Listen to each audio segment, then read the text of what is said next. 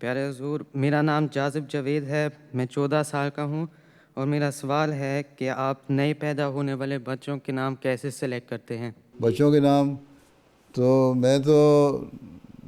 جب مجھے اللہ تعالیٰ نے اس منصب پہ فائز کیا تو میں نے دیکھا خلیفۃ المسیح رابع نے ایک فائل بنائی ہوئی تھی، اس میں بچوں کے نام تھے اور وہ اس میں سے سلیکٹ کیا کرتے تھے، جو آتے تھے تو ان میں سے سلیکٹ کر کے بچوں کو بتا دیا کرتے تھے۔ پھر میں نے بھی اس کو بھی جاری رکھا اور اس میں مزید نام بھی ایڈ کروائے اور کچھ اور ہیں اس کو اور مزید اپڈیٹ کیا، کچھ نئے نئے نام میرے ذہن میں آئے وہ بھی رکھے بیچ میں، تو ایک فائل بنا لی ہے۔ جب میں خود کرتا ہوں تو اس کو دیکھ کے فائل دیکھ کے تو پھر بچوں کے نام رکھ دیتا ہوں اور بتا دیتا ہوں۔ کوشش یہ ہوتی ہے کہ جو ماں باپ کے نام ہیں ان سے ملتے جلتے نام ہی ہوں زیادہ، لیکن بعض دفعہ دوسرے نام بھی رکھے جاتے ہیں۔